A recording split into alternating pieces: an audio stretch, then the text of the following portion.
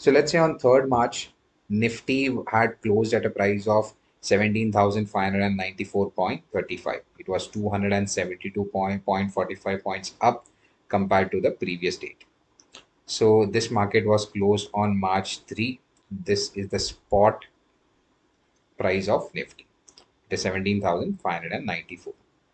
Now, if you go to Nifty 50 and if you go to the index derivatives segment, you will be able to find a futures contract on Nifty. This contract is going to expire on 29th March. Now, this is preset by the exchange. This contract is available for a price of 17,661.45. So this is the closing prices of the futures contract and this is the closing prices of the spot contract. So spot closing price, futures closing price. So this futures contract has an underlying which is the Nifty or which is an index. So that is why it is known as an index futures. Now over here, the underlying value, if you see, it is stated as 17,594.35, which is nothing but the spot value. So the spot market price is 17,594. The future market price is 17,661.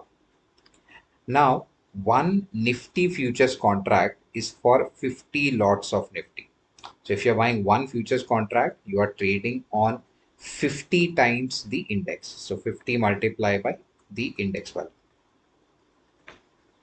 So one index futures contract on Nifty is for 50 times the index value.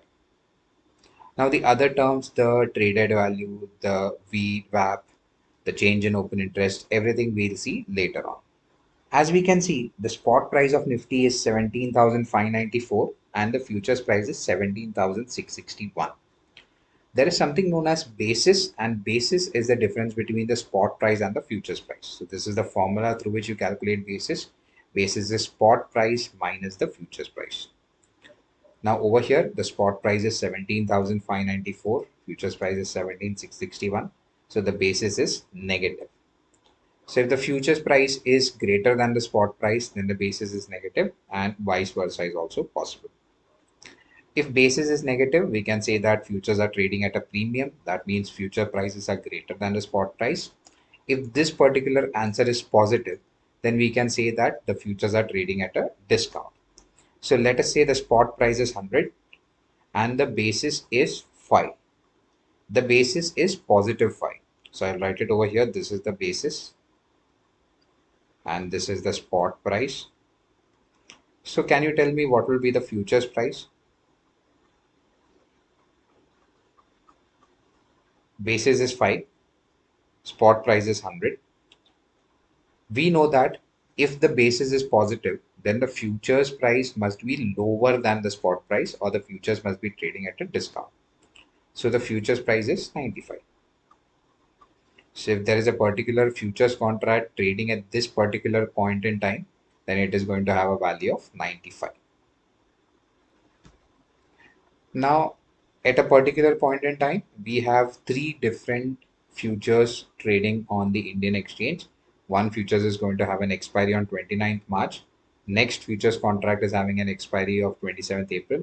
And there is a third futures contract available on 25th of May. Available for 25th of May. So we have three futures contract with three different expiries of the following months.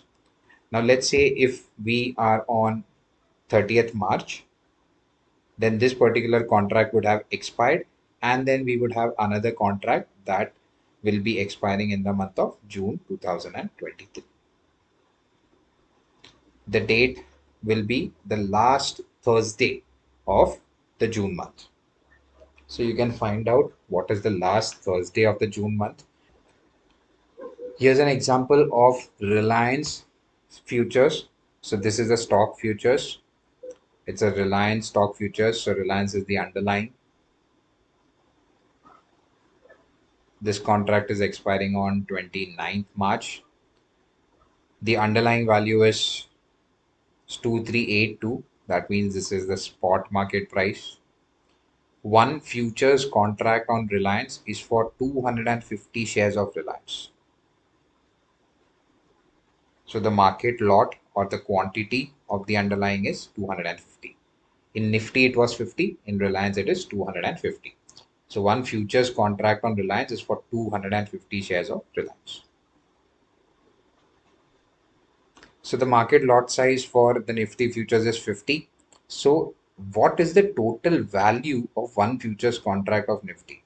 So if you are buying this contract at a price of 17,661.45, we need to multiply it with 50 in order to find out the value of the contract.